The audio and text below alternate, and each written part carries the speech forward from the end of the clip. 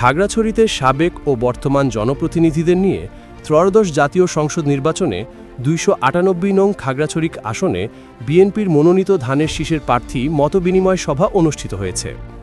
অনুষ্ঠান চলাকালীন সময় খাগড়াছড়ি বিএনপিতে যোগ দিয়েছেন আওয়ামী লীগের অঙ্গ ও সহযোগী সংগঠনের ২ শতাধিক পাহাড়ি বাঙালি নেতাকর্মী। জেলা বিএনপির সভাপতি ও খাগড়াছড়ি আসনের মনোনীত প্রার্থী আব্দুল ওয়াদুদ ভূঁইয়াকে ফুল দিয়ে শুভেচ্ছা জানিয়ে দলটিতে যোগ দেন তারা। খাগড়াছড়ি শহরের কলাবাগানে ত্রয়োদশ জাতীয় সংসদ নির্বাচনে ধানের শীষ প্রার্থীর মতবিনিময় সভায় এই যোগদান অনুষ্ঠানে ছিলেন জেলার ৯টি উপজেলার সাবেক ও বর্তমান পাহাড়ি বাঙালি জনপ্রতিনিধিসহ জেলা বিএনপির নেতাকর্মী এবং সমর্থকরা। সভার প্রধান অতিথি আব্দুল ওয়াদুদ ভূঁইয়া বলেন, দেশের বর্তমান পরিস্থিতিতে আপনাদের ভূমিকা রাখা অত্যন্ত জরুরি। আপনাদের এগিয়ে এসে এই ক্রান্তিকাল অতিক্রম করে গণতন্ত্র উত্তরণে ভূমিকা রাখতে হবে। এই সময় উপস্থিত ছিলেন খাগড়াছড়ি জেলা বিএনপি সাধারণ সম্পাদক এম.এন. আফসার, খাগড়াছড়ি জেলা বিএনপি সহ সাধারণ সম্পাদক মালেক মিন্টু, সাংগঠনিক সম্পাদক আব্দুর রব রাজা, সাবেক উপজেলা চেয়ারম্যান মোহাম্মদ শানে আলম।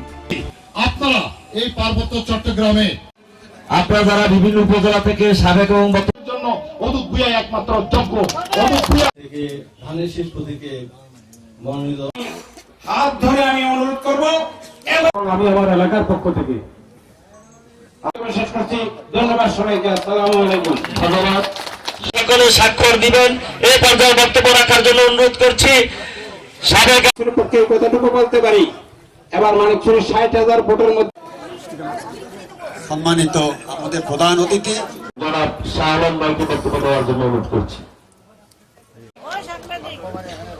এবং যারা আমাদের সেই সুসম্পর্কের কারণেই এখানে মেম্বার, চেয়ারম্যান, খাগড়াছড়ি জেলার প্রত্যন্ত অঞ্চল থেকে বাবু ক্ষেত্রে মহাজা যিনি আজকের সভা সভাপতিত্ব করছেন বক্তব্য রাখবেন। আমাদের এই খাগড়াছড়ি আমরা সবাই ভোট করেছি এবং গত বর্তমান জনপ্রতিনিধি ফুলেল শুভেচ্ছা অভিনন্দন জানাচ্ছেন নেতৃবৃন্দদেরকে যারা যোগদান করছেন ওনাদের পাশাপাশি যাতে এটা একটু ধরেন